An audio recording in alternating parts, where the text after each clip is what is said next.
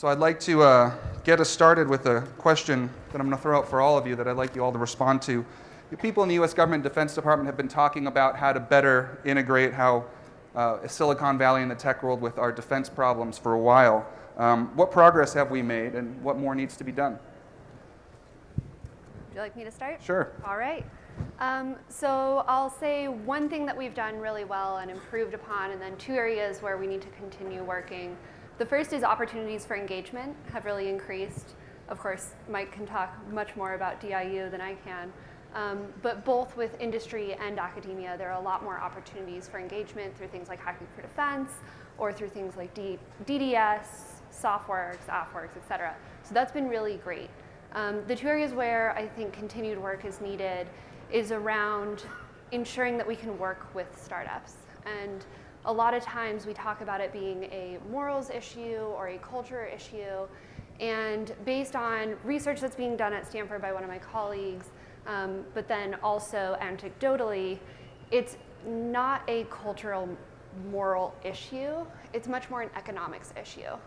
Dealing with the US government is extremely time consuming and often doesn't have the ROI that you get working with commercial industry.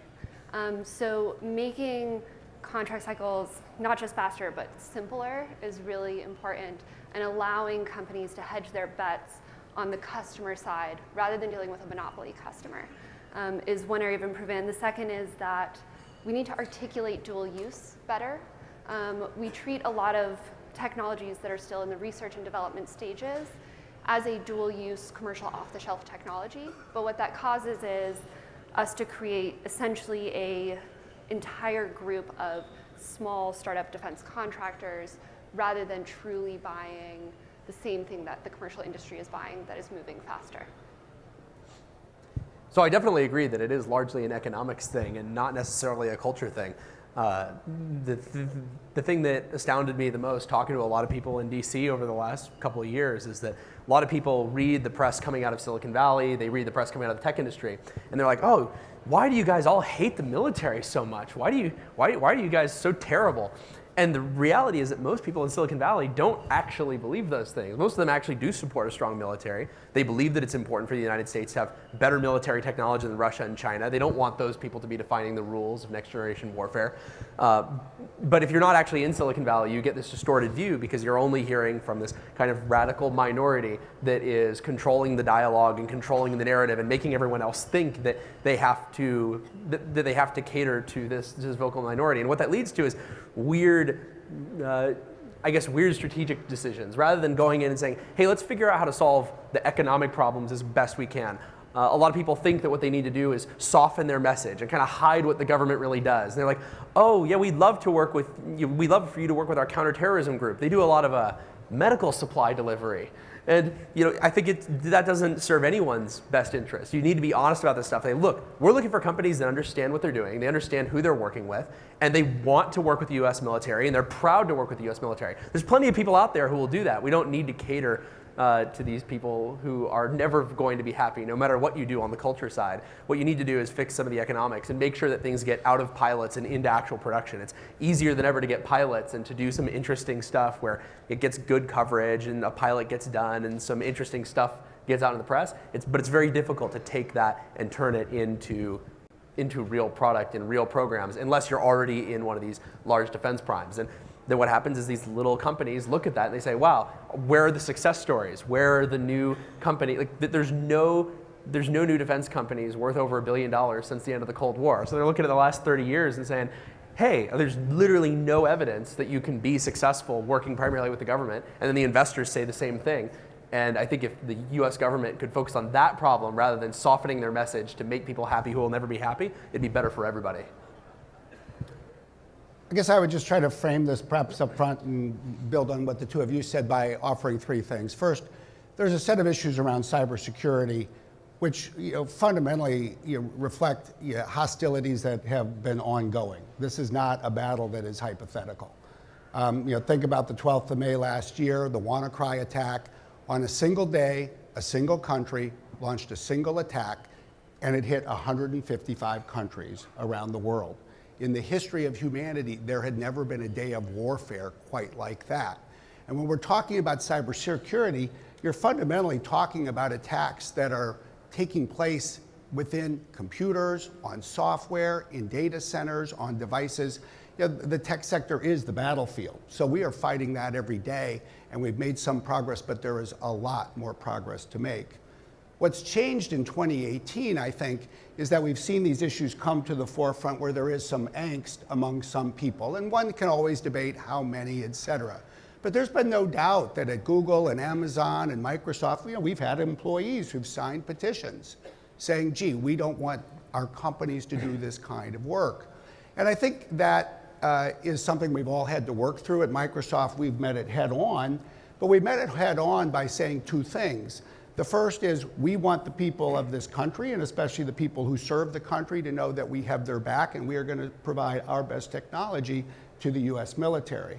But we've also said that we're going to engage actively as citizens in the democratic process on the issues that are raising people's concerns, which fundamentally, in many ways, are about the future of artificial intelligence, a future of autonomous weapons. What does that mean for the world? And of course, that's of people of importance to everybody, and not just young people who happen to live on the West Coast. The last thing I'd say, which I think explains a lot of this, especially when you read about the angst, is actually look at the poll this morning. If you look at confidence in the people who fight the nation's wars, the confidence is very high. When you look at confidence in the institutions that decide which wars the nation will fight, namely the presidency and the Congress, confidence is not at the same level.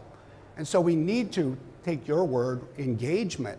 We need to show people across the country that we're thinking about the issues that they care about, that we're thinking about them in the same kind of responsible way I think this nation has always thought about them, but doing it in a very forward-looking fashion.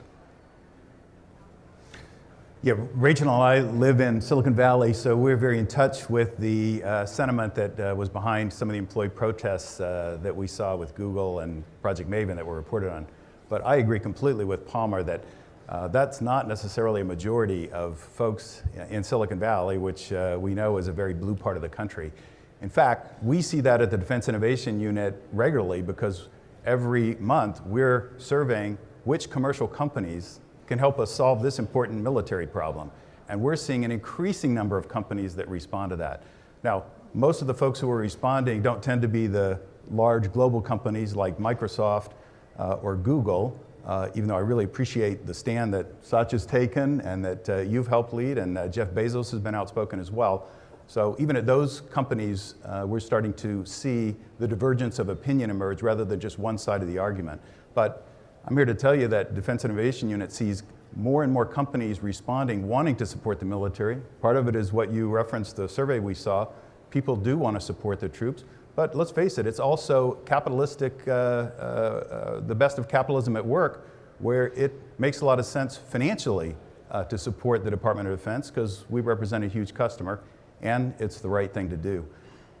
Our job at Defense Innovation Unit is to make that easier. So Defense Department is not the easiest customer to work with, so what we're all about is how do we work on commercial terms and conditions, work at commercial speed. We try and get companies on contract for prototypes within 60 days.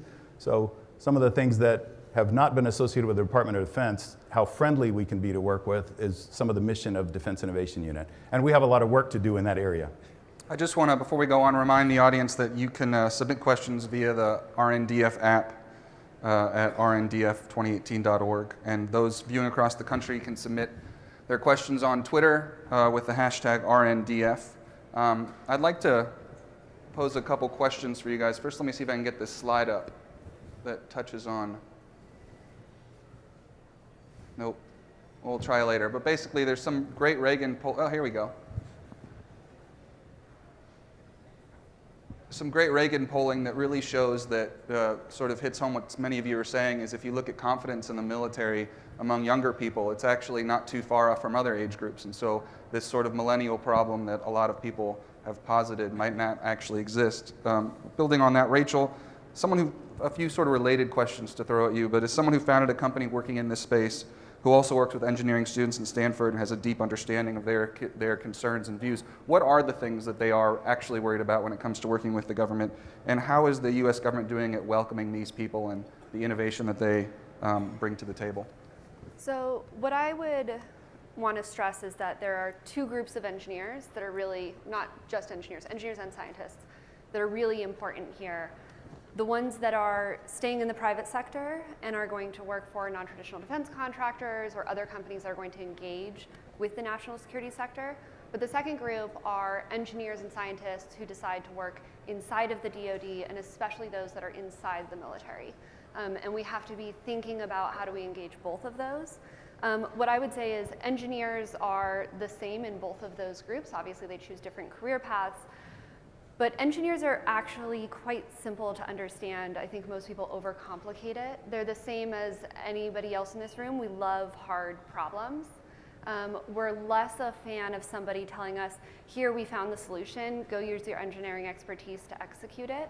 And so when it comes to engineering applications, especially nascent engineering fields that people at a decision-making level may not quite understand, leaving engineers that flexibility to figure out which technology they should be applying to that problem is really important.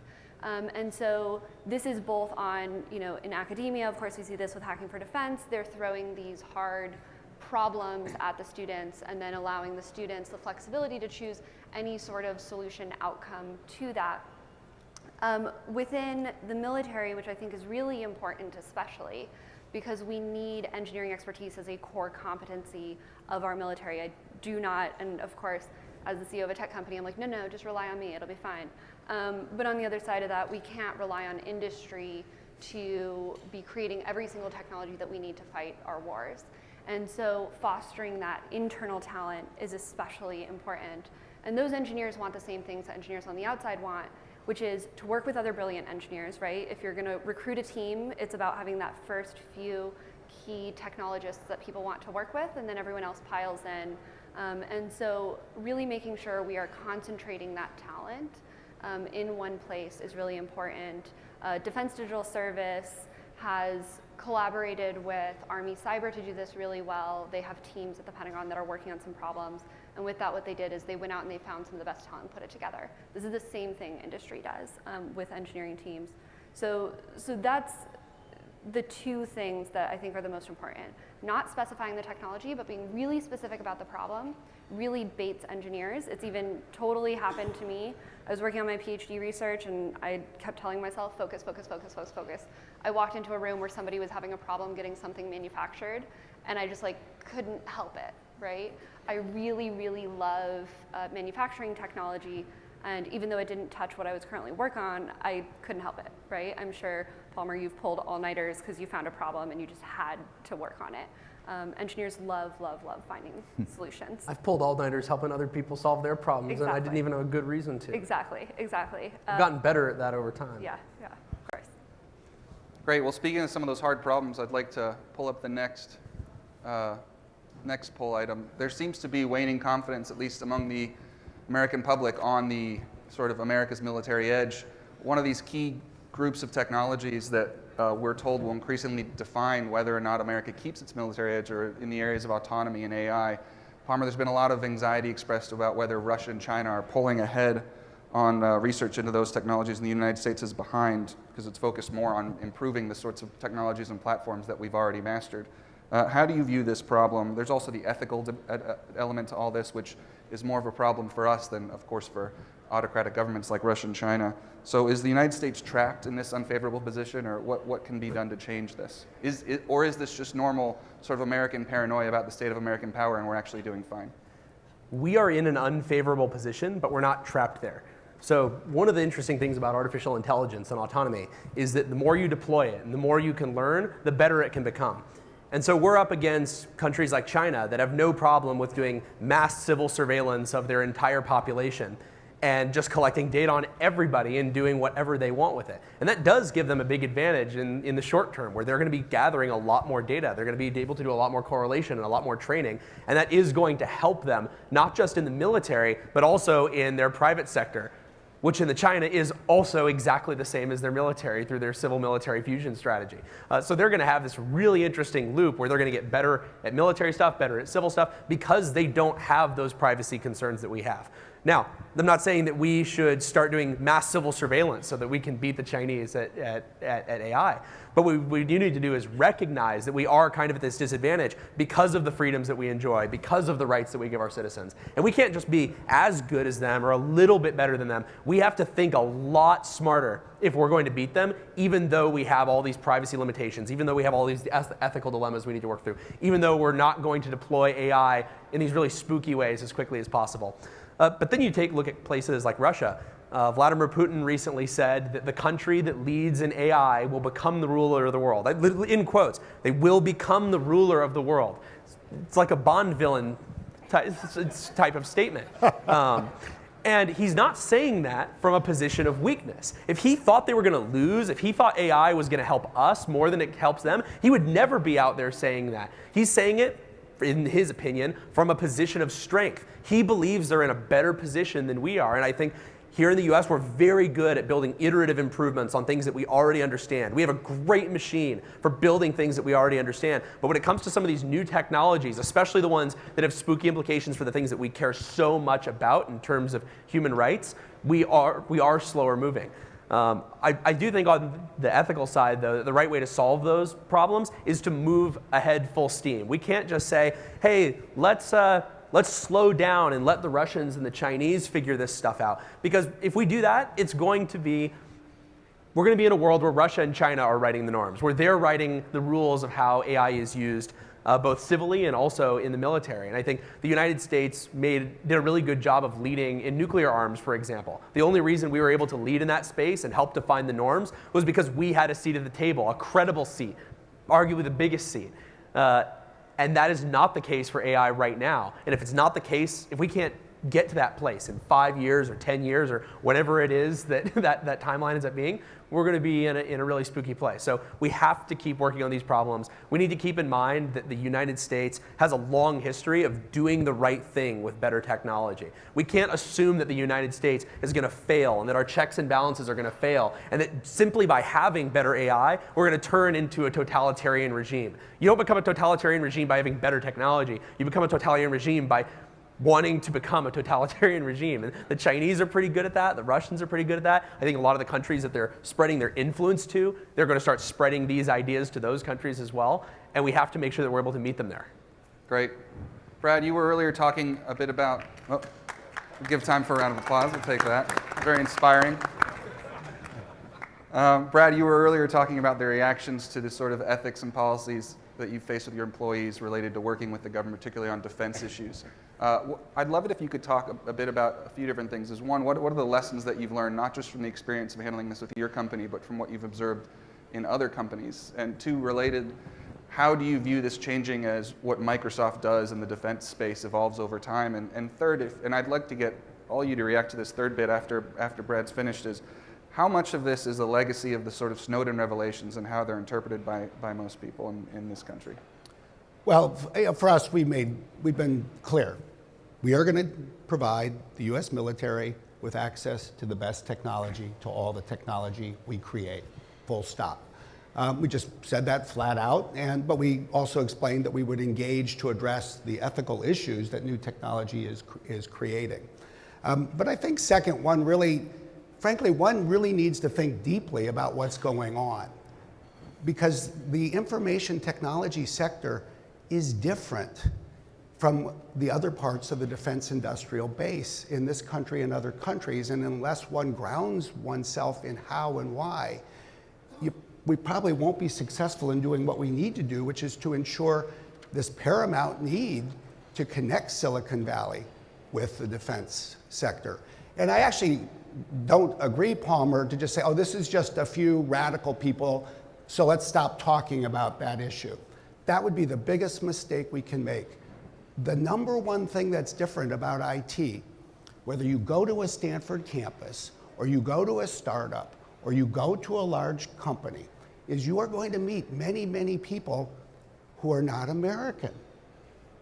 That is the reality of the industry that we have, and that has been a cornerstone of this country's technological leadership. But suddenly when people ask, how do we feel about taking our technology and providing it to the US military? When we gave our answer, I got an interesting email from an employee. He said, well, I understand, you've given me clarity, thank you. I now have to think about this. He lives in Belgrade. I understand why somebody who grew up in Belgrade needs to think that through. But what it fundamentally means at the end of the day, in my opinion, is something that's not altogether different from at any time in the past. We have to win people's hearts and minds. That's what Roosevelt did to take us into World War II. It is what Ronald Reagan excelled at in the 1980s. And especially when people have questions about, gee, what does it mean to have robots that can kill people with or without human intervention? It's important to show that the country is thinking about these things, as it is. But I also think it's important, just as Reagan mastered the technology of his time for communications, just as Roosevelt did with the radio, we have to master the communications of our time so it is visible, so it is abundantly clear to the young people on who we rely that we are not only strong, but we are honorable, that we are ethical, that we are building on the great traditions of the US military. And in some ways, that's the point that we made, that I made to our employees, that when we support the military, we are supporting an institution that freed the slaves and liberated the Europeans and has focused on these issues since the creation of chemical weapons and expanding bullets in the 1800s. We want Silicon Valley to know just how ethical and honorable a tradition the military has. And do you want to comment? That was good too. Yeah. It's a very positive audience. I like it's a good feeling in the room. Do you want to comment at all on the Snowden stuff and the legacy? Well, the Snowden issues did have a profound impact on the tech sector, in 2013 and 2014. And of course, it's 5 years later, so a lot has happened since then. There have been reforms that have been put in place. Inside the United States, I think that the temperature has cooled considerably. The issue, I think, in some ways to think about when we get to the Snowden issues is when we go to some of our NATO allies, it's still yesterday. And I don't say that to discourage them from thinking about what they learned about yesterday. But when I was in Bonn and Berlin just 4 weeks ago, these issues are top of mind.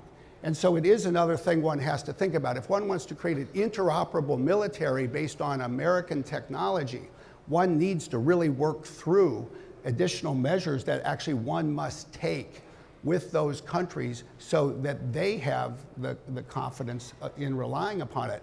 They don't think of us like the Russians or the Chinese or others, but they don't think of us like themselves either. So that is something that wasn't there a decade ago, but probably still will be here as we enter the 2020s. Michael, before I grill you, does anyone else want to chime in on the legacy of the Snowden revelations? So what I would say I interact with about 200 students a year at Stanford. Snowden was a bit of an issue then. As Brad just mentioned, it's been a while, news moves quickly. I would say right now the stronger reactions are against the political divisive environment. And it's more a rebellion against federal government as a whole rather than our intelligence community or our Department of Defense. And it's more a problem with, I don't know about adding technology that is under the command and control of someone that I may not agree with, and that sort of debate. Less so the worry directly from the Snowden incident.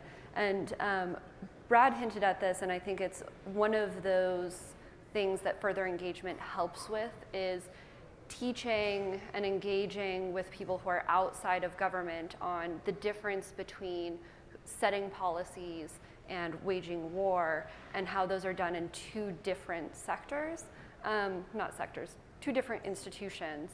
I think that isn't extremely well understood in the civilian space. Yeah, I agree with Rachel that a lot of Silicon Valley has moved on from that controversy, even though I agree it's still top of mind in other parts of the world. But if you think about it, what Snowden was, in my mind, trying to do was emphasize how important rule of law is. Now, I don't agree at all with his tactics. I think he was a traitor. But It is about rule of law, and that's a principle that we hold dear and want to uphold, and that's where the engagement with employees, with citizens, is really critical. We need to keep that debate very much alive of how important we view that in this country. So Michael, you spent a career in tech as a CEO. What do you wish every Silicon Valley CEO knew about the Defense Department that might not be as well understood as it should be? So 2 years ago, when I was CEO of Symantec, I wasn't thinking as much as I am now about geopolitical competition and national security. And I would say that in the intervening time, I've had the privilege of really studying what the Chinese are doing, which is nothing short of a complete technological transformation of their economy. Most of the Politburo are engineers and scientists, so they see the value of what science and innovation can do to keep their economy growing, which is paramount to keeping that communist regime in power. So I wish every Silicon Valley CEO could see that we're in a technology race with China, and Palmer articulated this quite well. The stakes are pretty high.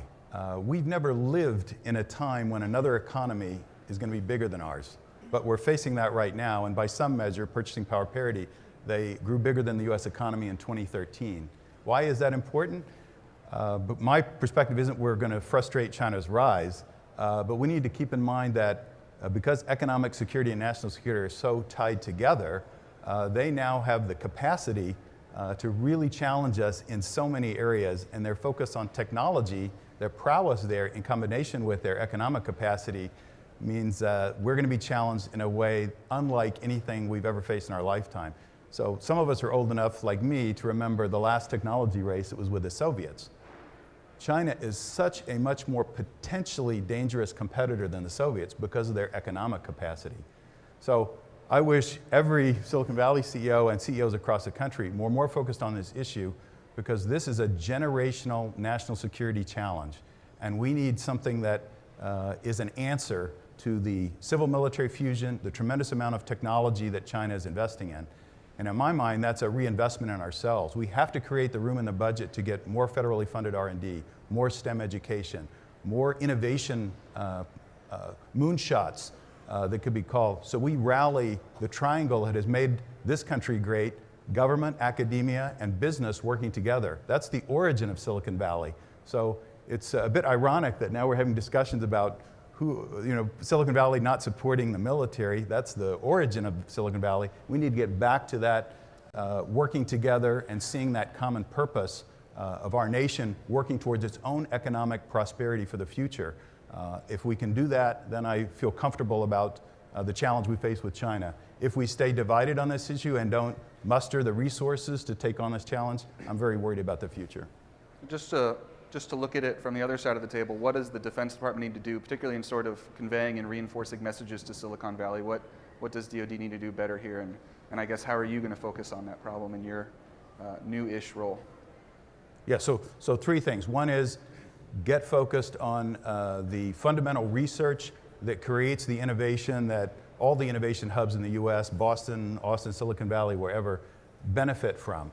All of the technologies in the iPhone came from federal research. Apple did a beautiful job of packaging that, but most companies, Symantec, a National Science Foundation grant, Google, same thing, that's where Google started. Fundamental, risky research happens with federal government sponsorship. So the Defense Department needs to be on the forefront of making sure we're putting money where our mouth is. That's what the R&E organization is all about, newly stood up under my boss, Mike Griffin. I'd like to see more of a national call to action there, as I mentioned, because we could get much more of a priority on fundamental R&D. Just as an example, the height of the Cold War, we were spending 2% of GDP on federally funded research. Today, that's 0.7, and I've just made the argument that the threat is much more significant now. So that's a trend that's very bothersome. So R&D spending is clearly one of the things that we need to do. Second thing, we need to make it easier to do business with the Department of Defense. So that's what the Defense Innovation Unit is all about. We're the only organization across the Defense Department, so not embedded in a service, that's exclusively focused on commercial technology. And in the big equation of build versus buy, my personal view is that the military historically has been too much in the build camp. There's so much happening because of the tremendous commercial applications of technology. We need to be much more buying everywhere we can. We should be looking for what commercial technology we can employ. That keeps us on the leading edge in terms of what technology capabilities there at lower cost, and riding the benefits that are happening with the much bigger markets that are military. And the third thing we need to do is stay engaged in the conversation. So as you've heard Palmer and Brad and Rachel say, we've got to engage in this debate about national security and technology. I wouldn't want to see another time when at a single company there are employees who are protesting. That's their right, I love that. But the other side of the argument needs to be articulated. Microsoft has taken leadership in that space to say, let's have the other side of the argument on the table. I'd love to see Defense Innovation Unit involved in those policy discussions in Silicon Valley, in Austin, Boston, Redmond, DC. So we need to do all those three things. That's great. And I just want to pick up on something you just said and throw a question out to the panel. And first, just to remind you, you can all submit questions through the app or if you're on Twitter with hashtag RNDF. But picking up on what you said about China, why hasn't the sort of sense of China as a major adversary really taken root in Silicon Valley? Is it really just employee protests and petitions? It has to be something deeper than that, because it's not just about the sort of, the fact that it's very clear that China is the major generational adversary to the United States. I think that's clear to many people, but also these companies' technology and intellectual property is severely at risk from China's IP theft practices. So what explains this sort of, and obviously different companies have handled this differently. You have Microsoft and Amazon on one side of the ledger, I'd say the right side of the ledger, and then you have Google and Apple doing things that I find a little more troubling. We don't have a consistent message from Washington saying this is a generational national security threat and we have to get focused around it. Even in the survey data that you saw today, and when you looked at the threats, it's quite spread around the world, and Middle East was on top. I'm not saying the Middle East is a safe place and we can move on, but I am saying the only threat that is potentially existential to the United States today is China. So we need to have a very consistent message, and we need to have a comprehensive or strategic approach to how we're going to address that threat that involves not only just all of government, which is difficult enough to corral, but includes all of our society. Back to that triangle. We need everyone in academia. We need the business community to help too. It's that triangle that has helped us rise to the challenge that we've seen with other national threats. And I argue again, we've never lived through one that has the potential that China does. It's interesting, though, if you look at the poll this morning, there's two ways you can look at the poll. One can say, look at the difference between, say, how Democrats and Republicans, for example, think about China versus Russia. And that's what everybody talked about. There's another way that you can look at that poll. 80% of Democrats said that the top 4 countries one should be thinking about are either China, Russia, Iran, or North Korea. 76%, only 4-point difference, of Republicans said that the 4 countries the country should be thinking about the most are exactly the same. So should we treat this like an election for Congress where we're going to only pick one and worry about one thing only? Or should we say, I think we're big enough that we can think about 4 things? And that's what I think we should be doing. And one can debate, is this country more of concern than that country? I do think that issues are different, countries are different, the problems are different, and we need to understand those differences. But I think we need a comprehensive strategy that is in fact addressing the full range of challenges we're facing. And that's where I do feel like there's the concerns that people are focused on, the looming race for AI. But I also think there is the set of attacks that are taking place every day when it comes to cyber attacks. And clearly, we need to be thinking completely left to right to address all of that. Well, but isn't China a bit unique? I mean, we could all agree that those are the 4 naughty countries, right? But China, by virtue of its size, the size of its market, which Western companies want to sell to, its just sheer capacity, and its IP theft practices, which are sort of unparalleled, except by North Korea on a much smaller scale. They're more like the Bond villain family, I think, than Russia. But doesn't China pose a unique problem for the American tech industry? Can I jump in? Here's why they pose a really unique threat. It's because a lot of American companies really want to operate in China, and some of them are not there yet. that is why they pose the most unique threat. They don't really care about operating in Russia. They don't really care about operating in Iran. And because they care about operating in China and they see it as this huge potential multi-hundred-billion-dollar opportunity, they're willing to say things and do things as company leaders that they would never do otherwise. And then I think that permeates the Valley too, where you can't say things that should be common sense. Like if you say, I am concerned about Chinese nationals coming to US universities, working closely with some of our most advanced technology, and then going back to China and taking that. Or you say, hey, I'm concerned about industrial espionage from Chinese people coming here and doing the same thing. People will be like, well, that's racist. How could you say that? And they have to realize that there's not this cultural equivalence where we can just pretend that every culture around the world is united in some global goal for good. We do have our own interests, so we have to recognize that. But there's a big monetary incentive for a lot of Silicon Valley companies to pretend that that is not the case and to act like China's just another market. It's just another place to expand into. And that's one of the things that most concerns me, is that these people are not making these decisions based on a rational evaluation of the potential threat. Yeah, I think Palmer's making, I agree. I think Palmer's making a very important point. My concern about China is certainly not about the Chinese people. I have tremendous respect for their long, proud cultural heritage. This is about the Chinese Communist Party. We seem to have lost the zeal to say that a totalitarian regime that is really a surveillance state is something we don't condone in this country. So when companies are making the decision to send technology, very different from selling soybeans to China, I'm all for trade with China. But when you're selling technology, this is where Brad's point, it's different. And you're selling technology to a regime that uses technology and media to exercise severe control over the population. And while the common wisdom in the 90s was that was going to liberalize the society, that the internet was going to change China in a way that supports democratic values, we've now seen that's not the case. Tiananmen Square changed that forever.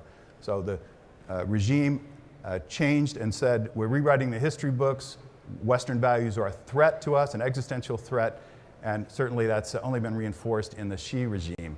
So now we face a completely different view of China. We've already seen the evidence of what they want to do with technology and media. So to support that as if, supporting that is just a regular course of doing business is, I think, being naive. It's interesting because there's a few differences about China. One is it's got the largest population in the world. The second is it actually has, far and away outside the United States, the largest and strongest information technology sector in the world. If you look over the last year at any given day at the 10 largest companies in the world measured by market cap, most days there were 5 American tech companies and 3 Chinese tech companies and 2 companies from other industries. Very different from a decade ago. And the third is, as you point out, American companies do want to operate there, principally because the market is so large. There's another distinction that you alluded to earlier, which I think is interesting. One of the many reasons people are talking about this now, I think, is there's a recognition that advances in artificial intelligence are fueled by many things, but one of the important things is large data sets. So if you have access to a larger data set, you're likely to be more successful. And if you're operating in a market with 1.4 billion people, that's potentially a large data set. If you're operating in a market where there's more data being gathered by facial recognition or just about anything, you're likely to be more successful. But I'd actually step back and say, the real question is, what is the right strategy for the United States?